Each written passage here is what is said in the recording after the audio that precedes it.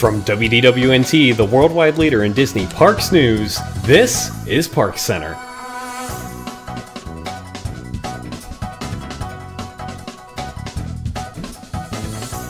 Hello there, everybody. Welcome to this week's edition of ParksCenter. My name's Ben, and joining me on tonight's show, we have Allison. Hi, everyone. Jill. Hello. Nathan. Greetings from the Sunshine State. And Pete. Sivako.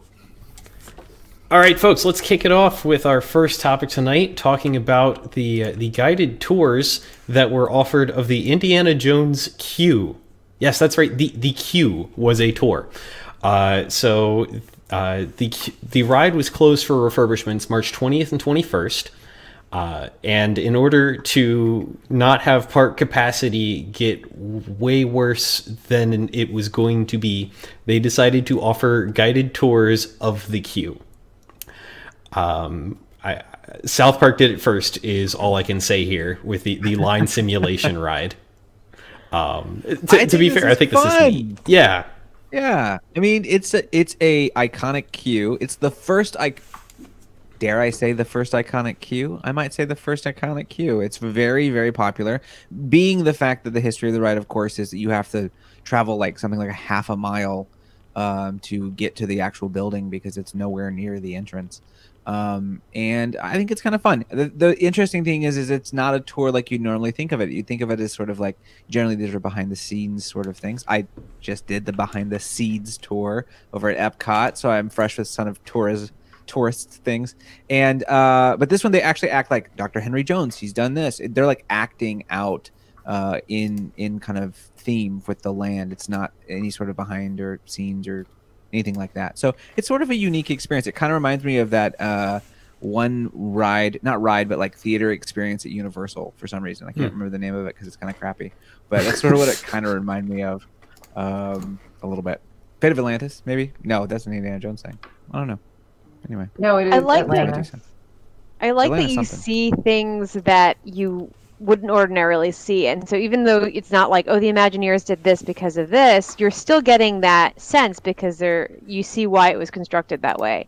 And when I've ridden this, I've ridden it in the single rider line, and I remember like having to walk pretty quickly through it and being like, oh, I really want to take my time and look around here.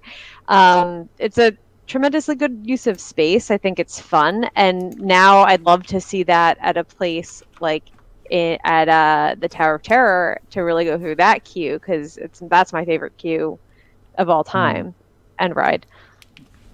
Yeah. So here's my recommendation is that they adopt this model, which I think is really cool. I mean, plus the fact that they're not charging for it is kind of nice.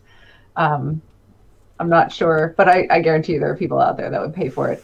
But I hope they adopt this model when they do extensive refurbishment of Expedition Everest. Oh, yeah, that's going to be neat. Yeah, these are great for photo ops. Sick. Honestly, they could make this an entire tour, like kind of like, you know, like behind the Imagineering. Like even I paid for lunch with an Imagineer, which was amazing to hear the insight and the thought that goes behind things. But to walk that with either an Imagineer or someone who has that kind of knowledge, I would do this in a heartbeat. If I was living in California, I would show up in the next 2 days. This sounds amazing. I already love that line. We were just there about a month ago, my girlfriend and I, and that was our favorite line. She even said it. She said, this queue is amazing. So, yeah, this is awesome. I think we'll see more of this. Then the fact that it's free, woo! Come on, Disney. Yeah, good stuff. Well, speaking of things that aren't going to be free, Frozen 2 is currently rumored to be coming to the Void this fall. So we don't have a ton of details on it at this point because a lot of this is still just rumor. But we do have reason to believe that there's going to be a Frozen edition that's going to go alongside of Ralph Breaks VR and the Star Wars Secrets of the Empire that the Void opened with originally. I think this is a really neat idea. I can't wait to see what they do with this. Like, is everybody going to have ice powers? Like, how is this going to play out? Like, that's... Yeah, I don't know. Go ahead, Nathan. Pete. I'll wait. No, I was going to say, I think it's going to play out very similar to Wreck-It Ralph. where the Void, the first time I did it was with the Star Wars experience, and it was incredible. You could tell they spent a lot of time, money, energy, research on this, and it's an experience. It wasn't just a like something to do, and that's where I'm going with Wreck-It Ralph experience, which is going on now. Granted, I loved it. We had a great time. I'm sure Jill will share stories of our experience playing with Tom, which was a ton of fun. But that is, to me, is I'm doing that because I'm a super Disney fan. I wouldn't like make someone go out of their way to go do Wreck-It Ralph.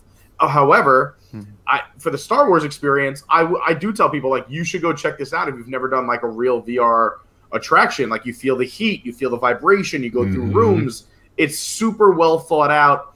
I just hope that the Frozen one isn't just another thrown together to promote the movie and bring in the people who are there for Frozen. That it actually is something cool or neat that they've been working on for a long time, and it can actually like hold up like the Star Wars one has. So we'll see what happens. Again, I enjoy these. These are a lot of fun. I just don't know for the price tag. Would I do Wreck-It Ralph again? Not really. Would I do the Star Wars one again? Yes. So I just wonder where this Frozen will fall into that mix. Yeah, I 100% on that one. I think if I had to bet, I would bet that this is replacing the Wreck-It Ralph experience, because I think that Ralph has kind of seen its time. Frozen's going to pick up where that left off. Ralph was the more kid-oriented of the VR experiences compared to Star Wars, which is a little bit more intense and maybe not as suitable for smaller children. I think this is totally going to fill in for that. I think little girls are going to love this, especially if you get to have the ice powers like Anna and Elsa. I personally am not excited about it because I am not a Frozen person at all. But hey, more power to people that want to do this. I think that's great. But yeah, and in general, I would just say, you know, I would totally recommend the Void. So if you haven't done it before and you've got little kids that want to go, take them to go do this, because it was so much fun. I didn't know what to expect, but me, Pete, and Tom did the Ralph VR experience, and it was so much fun.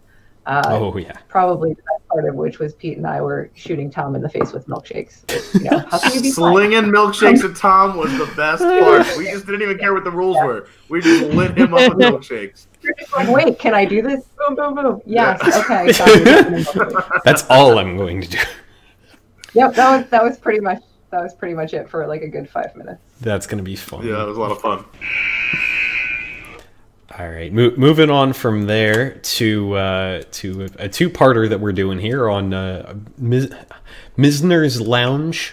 I hope I'm pronouncing that correctly. Is going to be. Was it Mizner? Is it Mizner or Mizner? Mizner. Mizner. Okay, thank you. Mizner's Lounge is going to be rethemed to the Beauty and the Beast Library Bar and Lounge, because, you know, like bars and libraries are a thing. In my house, they are. So the two-parter to this, we're going to talk about the beauty and the beast of this. So we're starting off with the beauty and what folks' ideas are for how this is going to be, how this is going to be a success. What's great about this idea?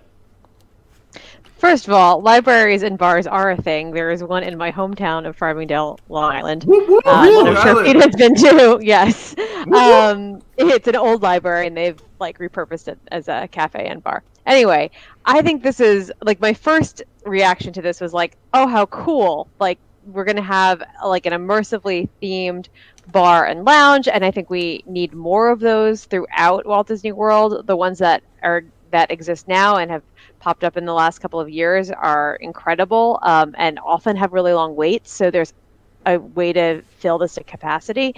And then I think like Beauty and the Beast is beloved, and it should be a really comfortable place to be, which would fit in to a place like the Grand Floridian. I'll say for my criticisms of that for the next thing. But overall, I was like, oh, this is great. We're getting revitalized space that's needed.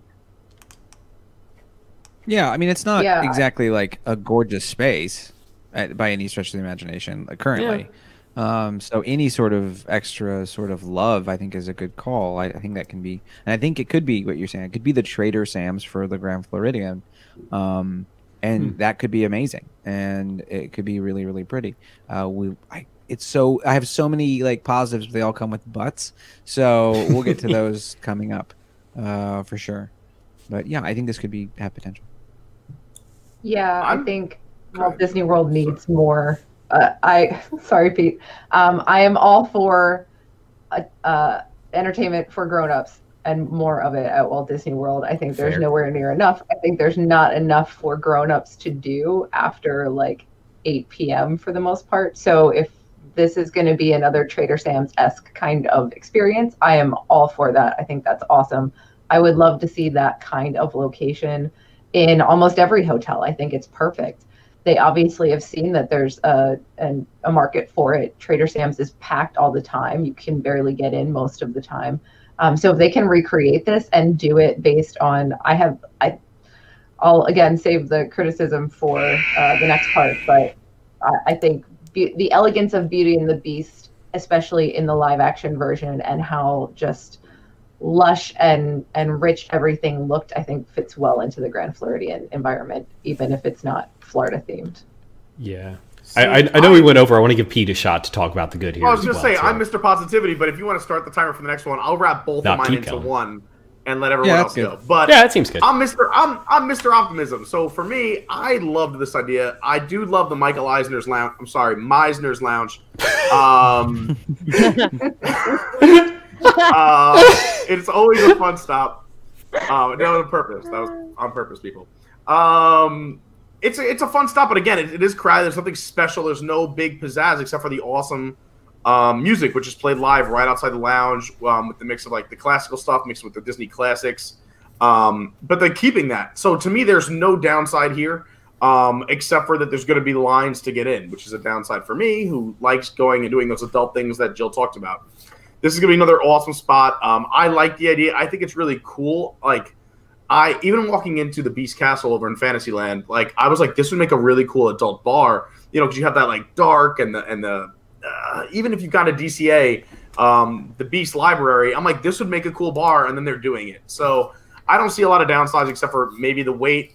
There wasn't much going on there except for the music and the live music, and you're still going to have that. So this will be fun. I hope they do it right. Even if there was a wrong way to do it, I don't see really how they can mess this up.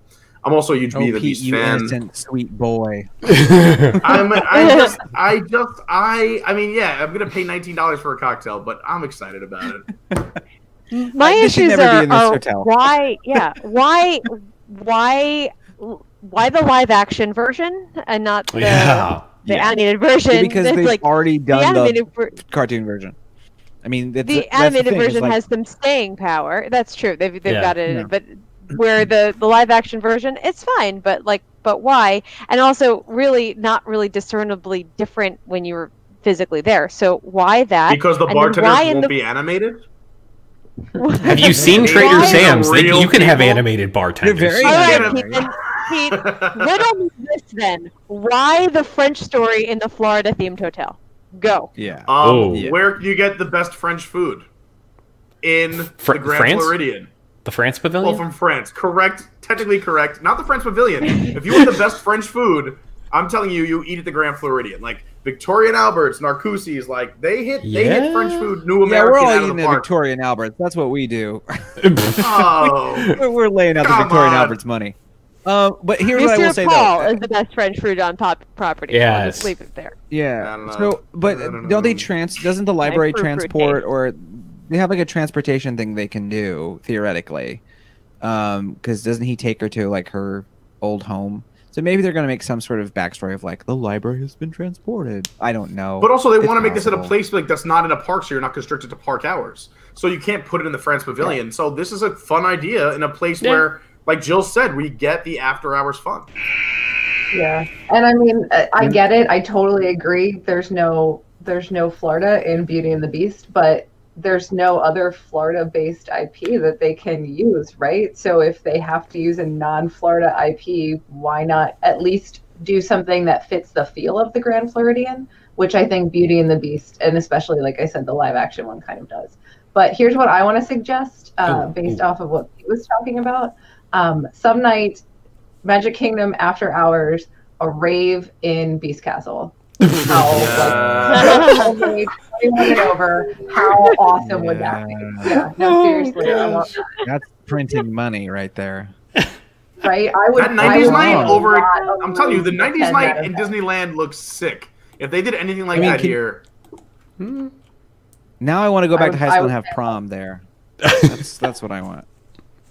That's cool. To be fair, that's saying anyway, that there's no France in Florida. Yeah. The biggest IP is Frozen, and there's nothing Frozen in Florida. Blizzard Beach. Thank you. There's plenty of Frozen in Florida. Vin, take over. All right. Speaking of Frozen, we need to let this topic go. Moving on to some news about Riviera. The points chart, the pricing, the resort map has been released, and you can buy points today. This came out yesterday.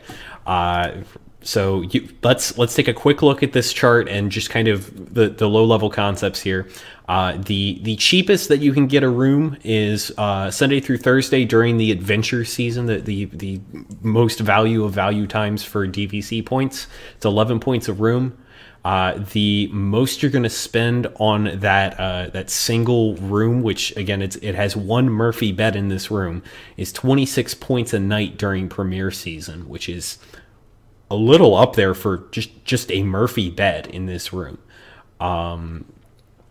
Of course, points are on sale today. If you are interested at this resort, you can stay there. Each point's $188.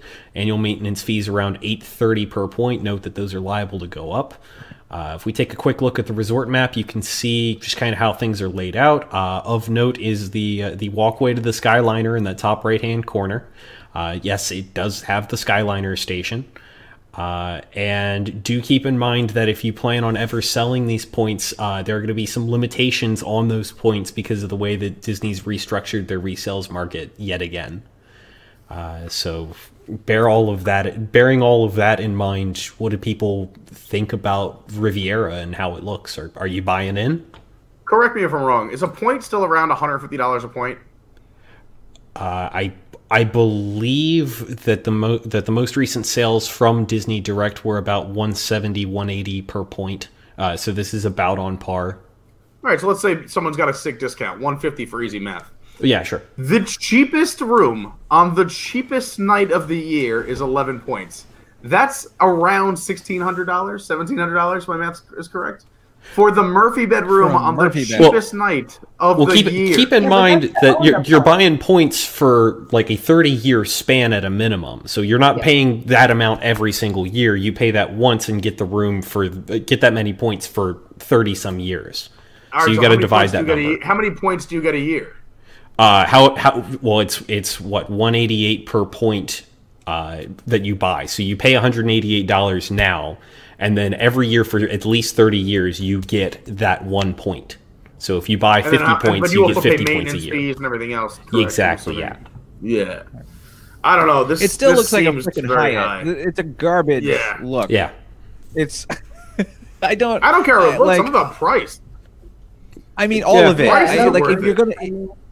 Yeah, if you want me to pay, it's not pretty enough to make me pay. Yeah. Mm-hmm. I was gonna say, like, you want us to pay this pricing. You got to have something like ridiculous, over the top, insane.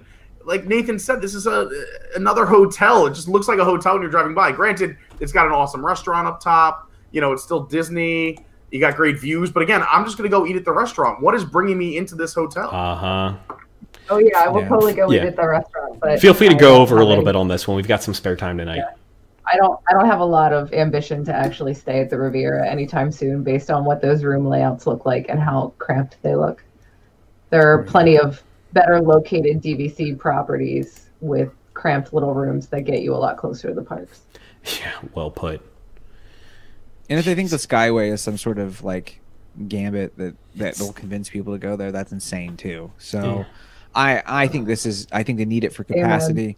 Amen. I don't think they've thought through it in the sense of like trying to do it for any other reason besides capacity. Yeah. And that's fine. That's what we're doing. On the other hand, Jill, you mentioned that the cheapest amount to rent per point. What did you say that was?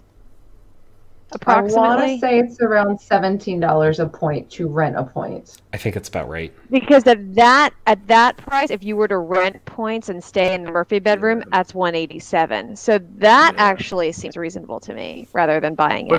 But still, you're paying $190 for a Murphy bed on the cheapest nights of the year. Like, it just seems crazy. Like, especially considering prices are going up. Like, the cheapest room in Disney property on average is like figure an All-Star at like 110 a night, 115 a night. Oh, so you're paying a little more for the hard to find rooms at All-Star for 110 a night anymore. Well, I'm saying that's the cheapest. Again, we're comparing it to the cheapest night of the year. Price anymore. Now we're talking like I'm going on the cheapest night of the year because we're comparing it to the cheapest price here. All right, we're going to run more value discussions during the post show tonight if you're interested in hearing more about that. Yeah. But we do have to move on tonight. Let's stay at Yacht and Beach. Well, speaking of beach, Blizzard Beach and Typhoon Lagoon. Hey, we've got some new ways for Disney to take your money. I mean, new things that you can purchase. So Blizzard Beach and Typhoon Lagoon now have a splash pack for food and merchandise. So what this is it will include some food options, a refillable mug, a towel, and you save up to 20% if you were going to buy all of these things already. So you can get select food and beverage at the park, a refillable mug, a towel to keep. You get to pick what theming you want, whether you want Stitch, Toy Story, or Nemo, or a Mickey Mouse themed towel as well. It says about $44 per person plus tax. Seems like an interesting idea. I think that price point, given that it includes food and a towel and a refillable mug, it's not terrible. Yeah, I mean, no one's going to a beach like going to one of these and being like, "Oh yeah, I need a towel. Like I forgot to bring a towel." No, that's me. I never pack a towel. No, I actually forgot it the last 3 times I went there. Well, maybe then I'm just the most organized of us 5 because I You're never. You're a local. When you leave the house, you remember to pack a towel for the water park. When you're on vacation, you don't think about these things. Anyway, the point I'm trying to make here is... room in your suitcase to bring a beach towel when you're traveling from... Granted, I love to air dry 365 24/7, but when you're on vacation, you never remember a towel. Good night, everybody. I know that Pete and I also always fly without checking luggage. We always fly. Yes. So I don't have room for a towel. Then you're stuck with I always end up buying towel that you're gonna what? Right, but I always end up buying it, and then I also give it to Tom when I'm done because he actually collects these things, and I don't like to have merchandise, so I get rid of it. But that's spending a lot extra. This would decrease the amount for sure. I wouldn't want to buy one of these for a family of 5. That seems like excessive. Yeah. The towel part was sort of a side point. I think this is an okay deal if you are looking for a deal, and you know it's not bad. I think it's it would be priced fairly close. I don't know. It is one of those things like, yeah, you're probably saving some percentage, but also, do you need a towel? Do you need, you know what I mean? The food, I think, is the thing. The refillable is the thing that I think would be the thing to really think about. I think the thing to me with this is just you're spending pretty much as much money as it costs to get into the park on this package. You know, so you're like doubling your price, which I feel like is absolutely. You know, people sometimes go pick a day at the water parks to sort of like mitigate the cost of their Disney vacation because it's cheaper than adding another day to their pass. So I don't think tacking a 40. But imagine if they would have. Yes, you're going to wind up spending all this money throughout the day. So you're going to spend all this money throughout the day, but it seems a lot different when you pay it in one big lump sum than if you spend $10 here and $10 there. And I think especially if you're doing it for a family of 5 or something, like but $44 is a steal. $44 is a steal because if you think about it, right? If you go to a park, you're still going to buy merch, you're still going to buy food and everything else. Here, you're giving if a kid wants a souvenir, you get a towel, you get the cup, and you get food. The towel and cup alone are worth $35 if you just bought them anywhere in the park. So basically, you're getting food for $9. You get food for $9. That's what this is saying. You don't go to a water park thinking, I want to buy souvenirs to take home from a water park. No, of course, but you have kids. A kid sees something, they want to buy something. So if you have young kids, you have to buy them something anyway. You tell your kid, you have too much already. Now get in the van. We're going to the airport. Heck no, I'm going to say you're wet. Before you get in the van wet, I'm going to give you this nice towel I got. And then you could wring that towel out into that nice cup I got you as well while you're eating that sandwich I bought you. For $44, it's a steal. And if I get a discount with my AP, even better. Well, speaking of things you can get a discount for if you're a member, we have a bunch of Stage 89 announcements to make. And if you are one of our Wigs members, check the post history. There's some discount codes in there for you folks for these events. So let's kind of just go over the schedule real quick, because there have been some additions and some changes. So now Friday night, we now have a private screening of Avengers Endgame that night, Friday, April 26th. So if you're going to be down there and want to come see Endgame with us, the premiere weekend with just WDWNT fans in that theater, we've got a whole one rented out just for us. So check that out. I just got the email literally a few hours ago. We are ready to rock and roll with this. It's going to be awesome. We have an entire theater to ourselves. Saturday we've got some exclusive breakfast at BOMA. We've got a Dream Flight interactive game coming. Tickets required for that BOMA breakfast if you want them, and it is a Wigs exclusive. So be sure to check Patreon for the access code to that. This Dream Flight interactive game is going to take you through the Magic Kingdom and Epcot, and it's probably the biggest game we've done in a while. I don't want to say ever, but I've been working on this with a few other folks on the call, and this game seems exciting. It's going to be so fun. It really is.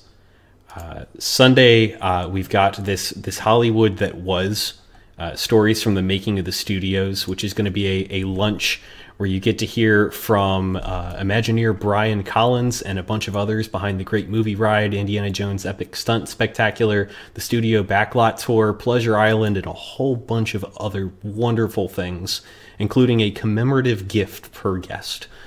So I'd highly recommend you check this out. Tickets are required, so check that out and get those tickets while we still have them, because there is a limit. Monday, we've got the Typhoon Lagoon 30th anniversary celebration at Typhoon Lagoon. That night, we're going to have the Pleasure Island 30th anniversary event, which is that's going to be neat. We do have some more details on this. So we're going to have some Pleasure Island cocktails, some special character appearances, a gift, a few surprises for you folks that we're not going to talk about yet. Admission includes 3 drink coupons per guest. Hey, look at that. You do need to register for Stage 89 for this, but unless I am reading this incorrectly, there is no other registration required. So that is included in your Stage 89 event. Is that correct? Am I reading that right, Jill? That's amazing. Let me see. That's cray-cray. Even if it was, you get 3 drink tickets, so there's got to be some kind. Even if it costs something, who cares? You get drink tickets. That's like you're paying. Yeah, you're getting some good value off of that. You get to see Ben dance the night away. That alone, I don't care what it costs. And the hits keep on coming though. Like we've got day 4 Tuesday. We've got a private breakfast that we're still not quite talking about yet. But starring roles making a movie in a theme park, which is going to be a second interactive game. And this has some unique twists to it that we haven't quite disclosed yet. But trust me, you folks are going to enjoy that one. It is going to be neat. We've got some group rides. We've got a group viewing of the last ever Disney movie Magic Nighttime show, assuming they don't change the date on us. And then Wednesday... it's the last day of the event. We've got some more group rides, some group viewing of the premiere of the new nighttime show, Wonderful World of Animation. So there is a lot going on at Stage 89. If you folks haven't checked this out, I highly recommend you head over to stage89.com. Register for the event there. Ben, you're going, right? Oh, yeah, I'll be there. Yeah, I know, Nathan. You're local. You better be in stuff. I'm flying down. Jill will be there. Still TBD, but I'm trying to make it work. Yeah. All right. Good luck. Hope you can make it. Yeah. I hope you can make it out there in internet land. We're looking forward to seeing you down there. It's only 30 days away, so if you're putting it off, you're getting close to that limit on how long you can put stuff off for. Get over there and register. All right, folks, that is going to do it for this week's ParksCenter. Thank you all for watching. If you are a Wigs member, please be sure to stick around for the post show coming up right after this on Patreon. If you're not a Wigs member, head on over to patreon.com/WDWNT. For as little as $2 a month, you can help support this show and all the other content that we put out and get exclusive access to our post shows, the post shows for News Tonight, the entire podcast backlog, and a whole bunch of other extra content. So head over there, patreon.com/WDWNT. And if you don't feel like giving us money but want more from us, well, why don't you check out some of these other shows that we put out for you folks? It did it again. Would you behave? Dreamfinders is WDW News Today's podcast all about the creative culture surrounding Disney parks. Curious what it's like to read poetry about the Haunted Mansion? Well, we've talked to someone who has. How about what it takes to actually build a Disney castle? We've chatted with a guy who did just that. Authors, Imagineers, dancers, actors, photographers, filmmakers, and a whole lot more have all stopped by to chat about how Disney has inspired their artistic work. Dreamfinders. Episodes drop every other Tuesday on Apple Podcasts, Spotify, or your favorite podcatcher. Ride Rehab is the podcast of ridiculously reskinning, refurbishing, and even removing Disney attractions, shows, areas, and parks. Can we cram Star Wars or Marvel into anything else? Just listen and find out. Visit riderehab.com to start listening now. That's riderehab.com. WDWNT Nerd Alert is the podcast that encompasses all things Marvel and Star Wars in a fun and entertaining format. On each episode, we take a look at the latest news, provide reviews for the latest feature films, inform you about what is going on in the comic book world, and discuss and debate original topics pertaining to the worlds of Marvel, Star Wars, and beyond. Find us on various podcast applications by searching for WDWNT Nerd Alert. The WDW News Today podcast is the one that started them all. Join us for comprehensive history segments, heated debates, epic countdowns, and more from the Disney theme parks around the globe. Just search for WDW News Today in whatever podcast service you choose. Last but certainly not least is WDWNT's premiere show, WDW News Tonight. Join us every Thursday night at 9 p.m. for a live weekly audio and video show that combines the latest headlines, comedy, trending vacation topics, call-in games, and in-depth discussions to bring Disney fans a one-of-a-kind 2-hour program covering the Disney parks. If you can't catch the show live, you can always watch it later on YouTube or listen to it through your desired podcast service. And of course, you can check out ParksCenter every Wednesday night at 9 p.m. Eastern at the WDWN Tunes, youtube.com/WDWNT, Facebook Live, Twitter. You can find us on Periscope there. And we highly recommend that you check us out on YouTube specifically. Subscribe to us there and hit that notification bell to get notified every time that we go live. If you'd also like the show in audio form, we do have a podcast version of the show. Just search for ParksCenter wherever fine podcasts are sold. And if you're listening to the audio version and want something a bit more visual, check us out on YouTube, like I just said. All right, that is going to do it for tonight's show. If you're sticking around for the post show, we'll see you in a second. Otherwise, we will see you next week. Sing along, everybody.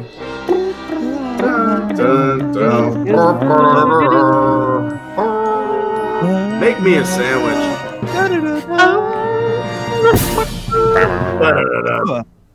Dun, dun, dun.